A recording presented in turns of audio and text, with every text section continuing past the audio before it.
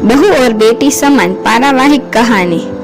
माँ, मैं बहुत थक गई हूँ घर संभालते संभालते।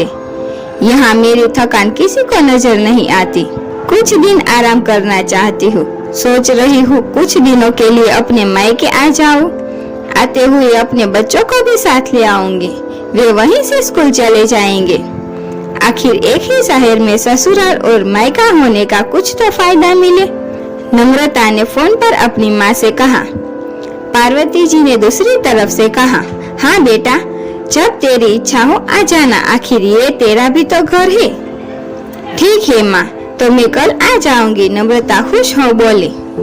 हाँ बेटा, कल आ जाओ, मैं तुम्हारा इंतजार करूंगी। अभी मैं फोन रखती हूँ, मुझे मंदिर भी जाना है।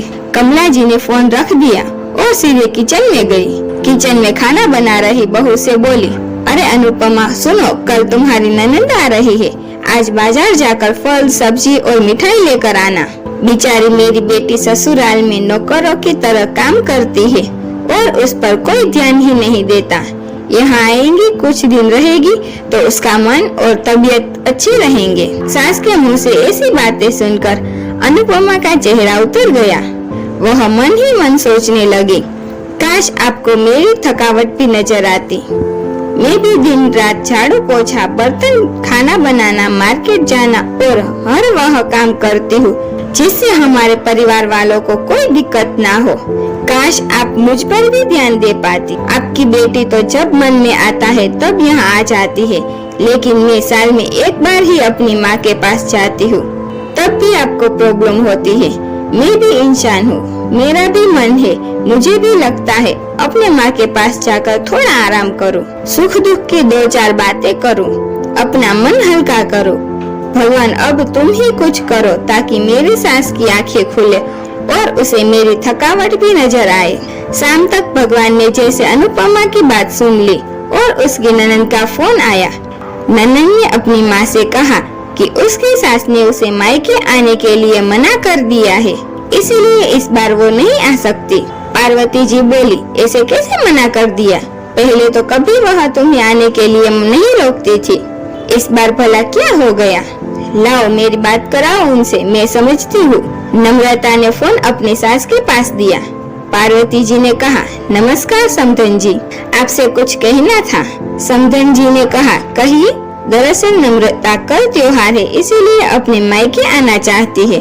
अगर आप उसे भेज दे तो अच्छा रहेगा। नम्रता की सास ने कहा, देखिए समधन जी, आपकी बेटी मायके जाकर रहे, इस बात के लिए हमने उसे कभी नहीं रोका और इस बात से हमें कोई प्रॉब्लम है भी नहीं। कुछ दिनों पहले मैं अपने रिश्तेदार के शादी में गई थी।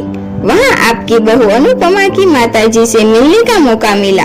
उनसे गपशप करने के दौरान उनकी बातों से पता चला कि अनुपमा को साल में एक ही बार अपने मायके जाने को मिलता है और वह भी बहुत कम समय के लिए। मुझे लगता है आपको पहले अनुपमा को उसके मायके भेज देना चाहिए और वह जब मायके होकर आ जाए तो मैं नम्रता को आपके पास भेज दूंगी। एक बहुत ही जरूरी बात जो मुझे लगता है आपको समझ लेनी चाहिए कि आपको अपनी बहू को भी बेटी की तरह या बेटी से भी ज्यादा प्यार देना चाहिए। उसे भी मायके जाने की इच्छा होती होगी। हो सकता है नम्रता के वहाँ आने से उसकी आग भगत के लिए आप उसे मायके नहीं भेजती होगी, या फिर वह आपसे कुछ कहने से अभी डरती हो। अगर आप उसको घर में ही कैद रखोगी, एक दिन ऐसा आएगा जब वह आपके खिलाफ बोलने लगेगी, फिर वह आपकी सुनेगी भी नहीं और जब चाहे तब अपने मायके चली जाएगी। ऐसी परिस्थिति आए, इससे अच्छा है कि आप ही कुछ बदलाव अमल में ले आए जिससे आपका रिश्ता और रिश्ते की मिठास खराब ना हो। पार्वती जी अपने समधन के हर एक शब्दों में सच्चाई नजर आई। उन्हें महसूस हुआ कि उन्होंने अपनी बेटी के प्यार में अंधे होकर कभी भी अपनी बहू के मन का विचार नहीं किया। उन्होंने हमेशा ही अपनी बेटी को अपनी बहू के ऊपर रखा। दूसरी तरफ नम्रता भी अपनी भाभी के बारे में हो रही इस बातचीत को सुन रही थी। उसने भी रियलाइज किया कि वह कभी भी अपनी भाभी के साथ ठीक से बात नहीं करती और जब जब वह अपने मायके जाती है तो भाभी थोड़ी उदास रहती है। पार्वती जी ने अपनी बहू को बुलाया और उसे कहा कि अनुपमा कुछ दिनों के लिए नम्रता नहीं आने वाली है, इसीलिए पहले तुम अपने मायके होकर आओ। यह सुनते ही अनुपमा का चेहरा खिल गया, क्योंकि यह पहली बार था जब उसके सास ने सामने से उसे अपने मायके जाने के लिए कहा। अगले दिन अनुपमा अपने मायके गई और इस बार 1-2 दिन नहीं, पूरे हफ्ते भर रहकर आई। अपने माँ बाप से, अपने रिश्तेदारों से मिलकर आई और वह लौटकर आई तो उसका चेहरा खिला हुआ था, उसकी आंखें चमक रही थी। अनुपमा के आने के बाद नम्रता भी अपने मायके आई और इस बार वो खुद सामने से अपनी भाभी से खुशी खुशी मिली और अच्छे से बात की।